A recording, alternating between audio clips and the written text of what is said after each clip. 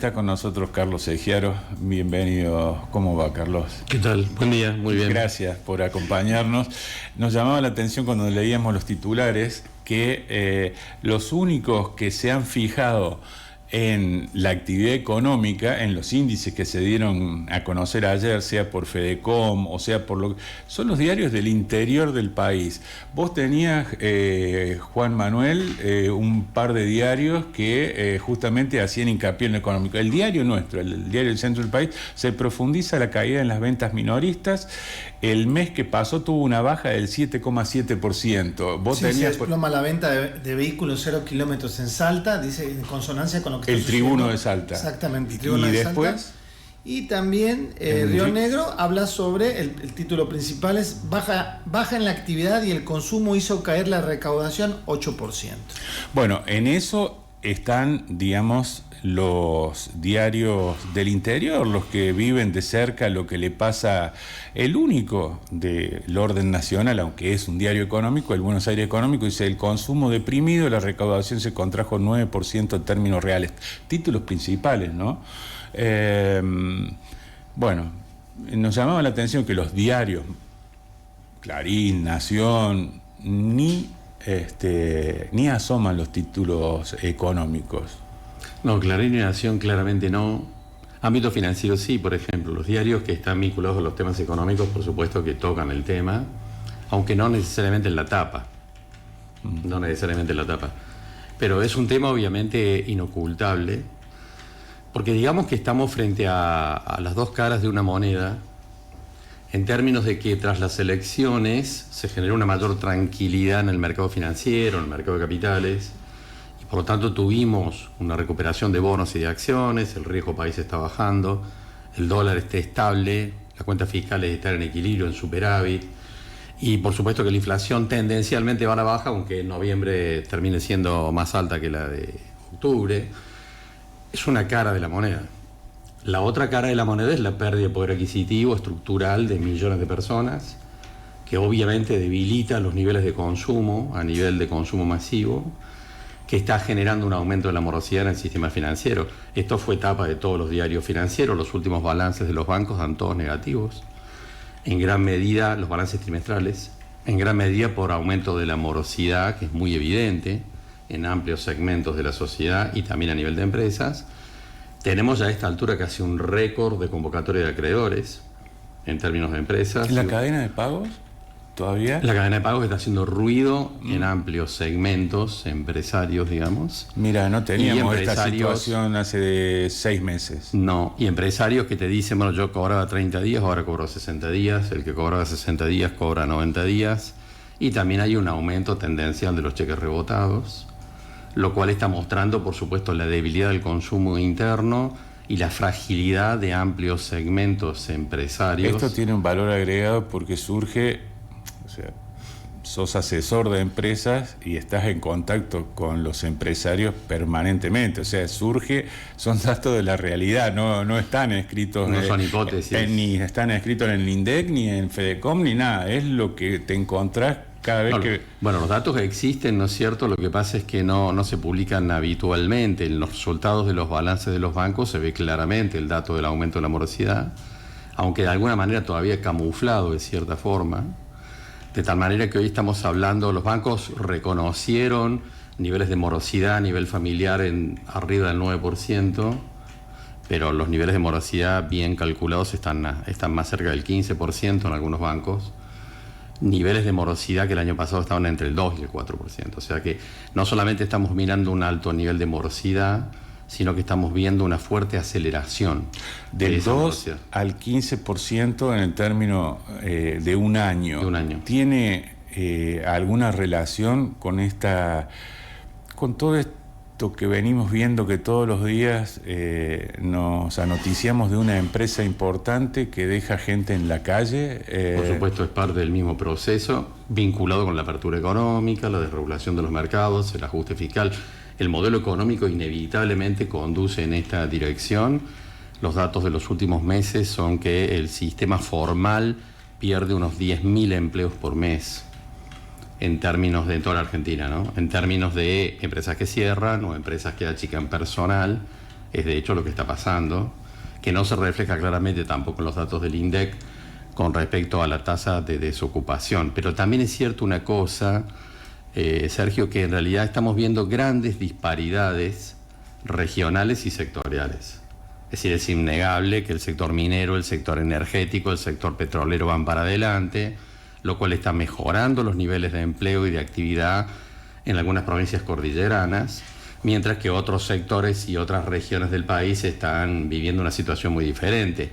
Siempre digo, si vos le preguntás a los comerciantes del centro de la ciudad de Neuquén cómo les está yendo, te van a decir que están en Disneylandia. Que no es la situación, obviamente, de los comerciantes... a un paso de vaca muerta. Claro, que no es la situación de los comerciantes del centro de la ciudad de Villa María, ni de Río Cuarto, ni de San Francisco. Por lo tanto, tenemos diferencias sectoriales, como decimos, el sector minero, el sector energético, el sector petrolero, obviamente van para adelante, generando más empleo y actividades subalternas, por decirlo de alguna manera, mientras que el sector comercial, el sector industrial, toda la industria en general, el sector de la construcción, son sectores que están sumamente golpeados, como tantos otros más. Y por eso decimos, vemos realidades diferentes desde lo sectorial, y también es cierto, grandes contrastes también vinculados con las regiones. Lo que llama la atención que por ahí empresas que por el nombre uno supone que tienen más espalda, Whirlpool en Pilar, cierre de planta, 220 despidos, lo decíamos hace un par de días. Essen en Venado Tuerto, 35 despidos. Georgalos en Victoria, suspensión de 600 trabajadores. Cierre de una sucursal de Frávega en Temperley. Y así, ¿no? La Suipachense, quiebra decretada. Electrolux en Rosario, suspensión de 400 trabajadores. Y detrás de esa un montón que uno no conoce ni ha sentido nombrar. La empresa de Pilar era una empresa multinacional. Acá lo interesante es que esa empresa, esa fábrica, fue creada en el 2022. Uh-huh. Es decir, solo tenía 3 años. Milei diría no la vieron. Porque si uno es una multinacional que pone $50 millones para construir una planta y a los 3 años decide cerrarla, no porque deje de vender en el país, va a importar todo desde Brasil. De tal manera que lo que estamos viendo claramente es que el proceso de apertura económica obviamente genera ganadores y perdedores y va golpeando seriamente a una parte sustancial del sector industrial argentino. La semana pasada la Unión Industrial formalmente volvió a reclamarle al gobierno por enésima vez una política para el sector industrial y mostrando números fuertísimos de lo que está pasando con algunos sectores. Pensemos el dato presentado por Paolo Roca, suena insólito.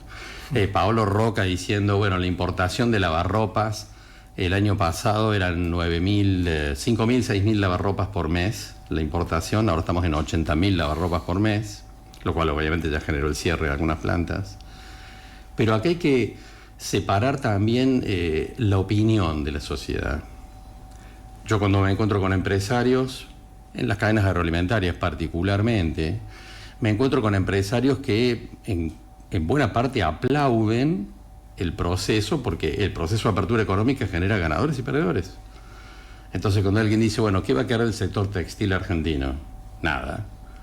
¿Qué va a quedar de otros segmentos empresarios argentinos, digamos, vinculados a las cadenas de industrialización, como esto decimos, heladeras, televisores, etcétera, etcétera, un montón de productos? Lo que hay que reconocer es que una parte de la sociedad argentina aplaude esto, porque se mira como consumidor. Si vos te miras como consumidor de productos textiles, estás a favor de la importación, obviamente, porque conseguir los productos textiles es mucho más barato que los productos nacionales. No podemos dejar de mirar esta parte de la película de una sociedad que en general está avalando estas cosas. En general las está avalando, por eso el resultado electoral que vimos hace más de un mes no salió de la galera. También sale de esto, de una sociedad que se sigue mirando a sí misma como consumidora y siente que el consumo de productos importados es obviamente mucho más barato que los productos nacionales. Yo me encuentro muchas veces con empresarios cuando hablamos esto. Yo digo, bueno, pero acá vamos a un proceso de aumento de la desocupación, empresas que van a cerrar. Y me encuentro con mucha gente que me dice, bueno, casaban en el zoológico. que se la banquen, porque tuvimos que pagar durante años productos por encima del precio internacional, lo cual es cierto. Entonces acá se genera un proceso complicado que va a generar consecuencias negativas en el tiempo, pero que todavía no son tan visibles. Todavía no son tan visibles. Pensemos esto, Sergio, cuando asumió Menem, en el año 90, la inflación era del 1.400%. La hiper... Y Menem en 3 años llevó la inflación al 3,9%. Ahora, como contrapartida, la desocupación pasó del 6,5% al 18%. Sin embargo, Menem ganó las elecciones en el 95. Porque la gente le seguía reconociendo la baja de la inflación, y en realidad los procesos de aumento o aceleración de la desocupación son más progresivos. Se ven más en el tiempo, digamos. Es lo que vamos a ver nosotros también. Tiene que ver con de cara al año cuando se próximo. terminen las indemnizaciones. Pero además la tasa de desocupación llamativamente, está generando algunas dudas ya, sigue mostrando valores muy bajos para lo que está pasando en la calle en términos de la caída de empresas o empresas que están expulsando personal, etcétera, etcétera. De tal manera que la sociedad argentina va a tomar más nota de esto y más conciencia de esto a partir del año que viene, mediados del año que viene o ya en el 2027. Y eso obviamente expresa otras consecuencias que afectan la cuestión, por supuesto, de los niveles de consumo. Porque vos decís, bueno, yo me miro como consumidor y la apertura económica me beneficia. Ahora, también sos empresario del otro lado, o sos trabajador o empleado, y obviamente que vas a terminar golpeado probablemente en algún punto. Ahora, esa no es la foto. Lo que hay que pensar es que la película va en una dirección complicada, porque este gobierno ha sido convalidado electoralmente en esta dirección, y por lo tanto va a seguir profundizando la apertura económica, va a seguir profundizando la desregulación, va a seguir teniendo en lo inmediato apoyo social para ir en esa dirección, porque está permitiendo el ingreso de más productos que bajan los precios y que por lo tanto un consumidor siente que lo están beneficiando. Y en ese punto finalmente va a terminar generando también un aumento de la desocupación y una mayor desigualdad en términos sociales. Esta es la otra parte de la película, ¿no es cierto? La visión de una sociedad donde vamos a una redistribución más regresiva del ingreso entre los que apenas sobreviven y los que tienen altos ingresos. Y esto finalmente también va a terminar generando un proceso de más desigualdad, lo cual también explica por qué Patricia Bullrich y otros actores están yendo por decisiones en términos penales, etcétera, etcétera, que configuran un escenario de más represión de cara al futuro, porque una sociedad que aumenta sus niveles de desigualdad, que es lo que estamos viendo y se va a profundizar, obviamente que va a generar otra serie de consecuencias, porque la violencia social, creo yo, no yo, cualquier sociólogo lo dice, está más vinculada a la desigualdad que a la pobreza. Carlos, son 17.000 empresas que han cerrado, más o menos, esos son los números que han dado. Vos dijiste que hay ganadores y perdedores. Ahora, ¿cuántos son los que ganan y cuántos son los que pierden? También es importante saberlo. Vos mismo lo dijiste, el gobierno tira noticias un poco para tapar la realidad, porque también es otro hecho que acabamos de enterarnos la semana pasada, es que el INDEC, que maneja Algo Labaña, dibujó los números para no mostrar que el país está en recesión. ¿Qué me puedes decir al respecto sobre esta situación? Y sobre todo lo que te quiero decir, porque hablamos de ganadores y perdedores, pero ¿cuántos son los ganadores y cuántos son los perdedores? Hablan por ahí que son un 30% de la población los que se ven beneficiados con estas medidas económicas de Javier Milei. ¿Cuál es tu opinión, Carlos? Los sectores que evidentemente están creciendo son, como decíamos, el sector minero, el sector petrolero, el sector energético. No se te ocurra hablar más de la política económica en Neuquén o en San Juan. Hoy se habla del voto minero en la Argentina. Fue claro en la última elección. Es decir, si en cualquier provincia cordillerana vos llegás a hablar mal de la política de inversión de las multinacionales, y bueno, estás en el lado negativo de la sociedad, digamos, ¿no? Ni se te ocurre ser ecologista también en alguna de esas provincias. Con respecto a lo que decías, y es cierto, vamos a decirlo así, que en realidad hay un proceso de reconversión que está en marcha. Yo viajo mucho a Entre Ríos, tengo mucha actividad profesional ahí, y no sé si lo comentamos algún día, de Entre Ríos salen todos los días 800 camiones por día que van a Vaca Muerta llevando arena. camiones que vuelven vacíos. Decir esto es una locura para cualquiera que sepa lo que es el tema logístico y de transporte. Decir que un camión va a salir de Entre Ríos llevando arena a Vaca Muerta y que después va a volver vacío ese camión porque quiero que va a traer de allá, en realidad te muestra la magnitud del negocio del que estamos hablando. Y por supuesto que la matriz energética o la balanza energética de la Argentina en el 2021 dio 7.000 millones de dólares negativos. La Argentina importaba energía y combustible en ese momento para el consumo interno, que no le alcanzaba. 7.000 millones era el saldo negativo. El saldo de este año va a dar 7.000 millones positivo. O sea, una diferencia de 14.000 millones de dólares. Y alguien dirá, ¿por qué Vaca Muerta se está consolidando? No, recién empieza. Esto obviamente expresa este cambio en la matriz productiva. Hoy se está hablando en Neuquén de que en los próximos 4 o 5 años va a haber 1 millón de habitantes más. Es un imán Neuquén de gente que va a vivir allá, a laburar allá. Por supuesto, hay una innumerable cantidad de negocios que se van gestando casi como hongos en términos del desarrollo. Digo San Juan porque San Juan también está en una situación no igual, pero en la misma dirección, y otras tantas provincias cordilleranas también. Esto va a generar alguna reconversión. Estamos en la zona, así que no quiero mencionar, pero una gran empresa, digamos, de la región que fabrica tractores, que está en la banquina, por supuesto, andando muy mal. Todo indica que ha sido comprada por una empresa norteamericana. Para seguir fabricando tractores, no. En realidad, esa empresa se va a posicionar como proveedora de productos especiales, metalmecánicos, para toda la cordillera, para Vaca Muerta, para San Juan, etc.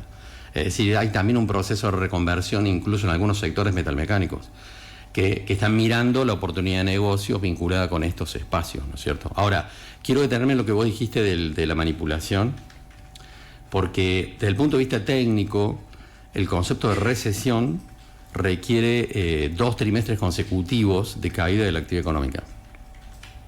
Y hace unos 15 días el INDEC decidió modificar un mecanismo de cálculo, digamos, sobre 2 de los meses previos a septiembre, porque consideró que había un problema metodológico.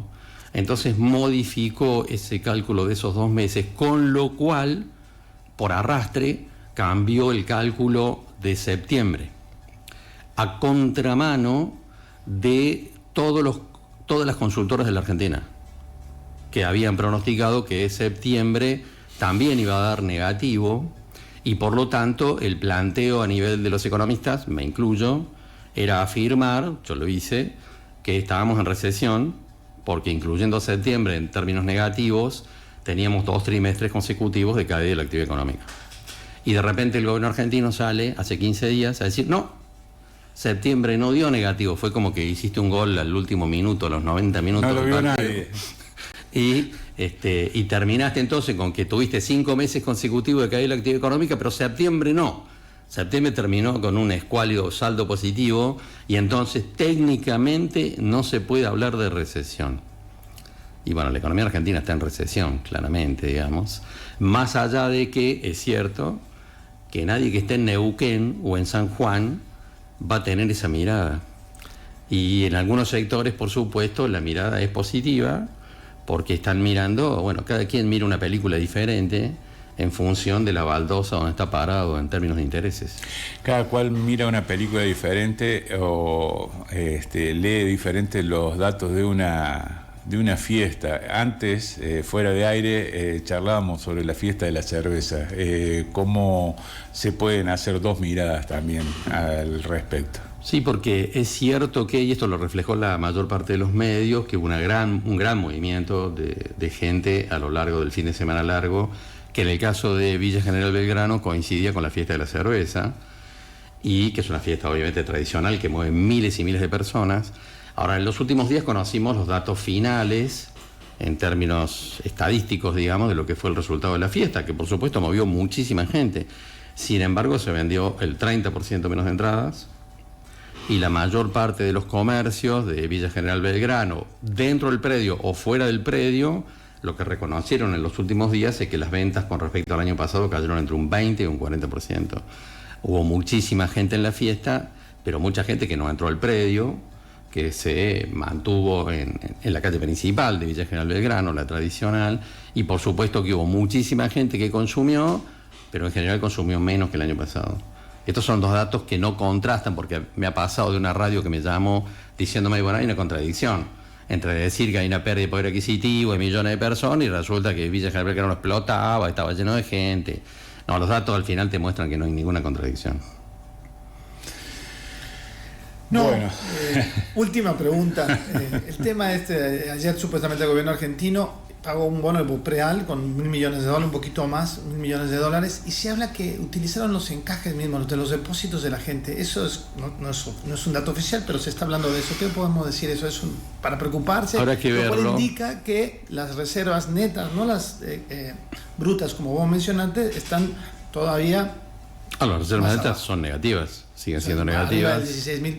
Siguen siendo negativas las reservas netas. $16.000, sí. Habrá que ver, el dato técnicamente no, habrá que verlo en la semana, cómo se va conformando, a ver si efectivamente usaron parte de los encajes.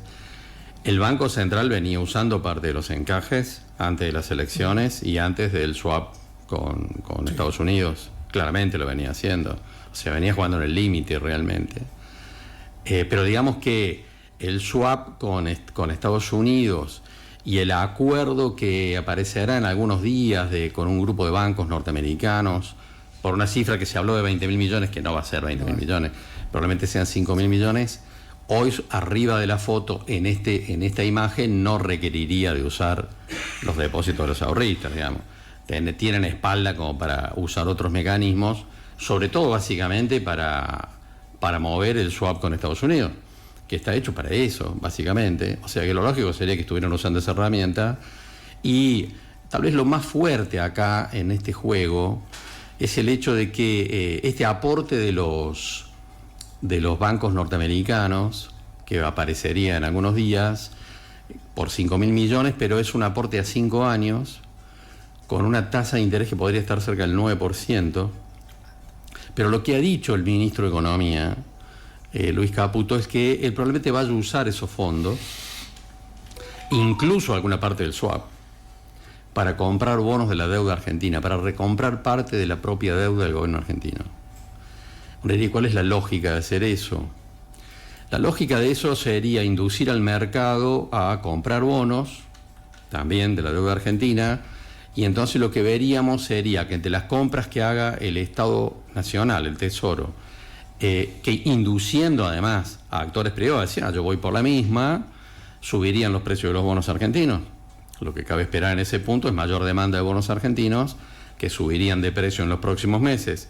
Si eso ocurriera, y digamos que es posible, no se puede descartar, el riesgo país de la Argentina podría en los próximos meses, a comienzos del año próximo, situarse entre los 400 y los 450 puntos, con lo cual el gobierno argentino quedaría habilitado para ingresar al mercado internacional de deuda voluntaria y podríamos ver entonces de cara al próximo año un festival de bonos como el que vimos entre el 2016 y el 2017, y en ese caso, como dijo el presidente de la Nación, nos van a salir los dólares por las orejas y entonces la deuda, sí, deuda infinita. La Argentina va a poder entonces tender un puente de divisas hasta que el sector minero, el energético, el petrolero, a partir del 2027-2028, generen tal cantidad de divisas que permitan que la Argentina tenga capacidad de repago. Y esto es de hecho lo que estos bancos norteamericanos, con el JP Morgan a la cabeza, tienen en mente. Es decir, le estoy prestando a la Argentina a una tasa excelente para ellos, por supuesto, pero ¿voy a cobrar? Sí, voy a cobrar, porque dentro de 4 o 5 años el sector minero, el sector energético, el sector petrolero van a ser grandes generadores de divisas y voy a tener capacidad para cobrar, que no fue lo que le pasó a Macri, ¿no es cierto? Que en realidad hicieron un festival de bonos entre el 2016 y 2017 y le estalló en la mano porque no había capacidad de repago después. La economía argentina no generaba los suficientes dólares para pagar ese préstamo del Fondo Monetario. No tenía vaca muerta. No existía. Existía, pero no en las condiciones que estamos viendo ahora. Que no la puso en esas condiciones Milei, la puso exactamente. El anterior. Obviamente es un proceso que lleva años, pero que empieza a generar sus frutos, digamos. El proceso de inversión en el sector minero, la madurez de los procesos se miden en años, y estamos empezando a mirar ese proceso. Esta lógica hay que mirarla con atención, Porque alguien dirá, bueno, ¿es algo virtuoso? De nuevo, ganadores y perdedores. Este gobierno está trazando artificialmente el tipo de cambio. Es uno de los principales reclamos de la Unión Industrial Argentina, que le está diciendo al gobierno argentino, se lo dijo la semana pasada de vuelta. Decir, vos querés abrir la economía, bueno, abrila, pero no con atraso cambiario. Me estás mandando, digamos, a la quiebra. Es decir, permitime competir a nivel internacional con un tipo de cambio relativamente competitivo. Si querés abrir la economía, abrila. Abrir la economía con atraso cambiario, que es lo que estamos viendo, está poniendo en riesgo a muchísimas empresas y expresa el ejemplo que hablamos de la empresa de Pilar. Es decir, como una empresa que entró hace 3 años, multinacional, en 3 años termina cerrando. Yo encuentro muchos empresarios que me dicen, bueno, esto es la década del 90, pero va más rápido. Si va a una mayor velocidad, lo cual le quita margen a muchas empresas para poder acomodarse al proceso de apertura económica. Bueno, un placer, un gusto didáctico para que entendamos encima de qué estamos parados. Los cimbronazos que sentimos debajo en la planta de los pies, explicaditos. Carlos, siempre un gusto, un placer contar con tu ayuda para hacerle las cosas más comprensibles a quienes nos escuchan. Para mí es un gusto estar acá.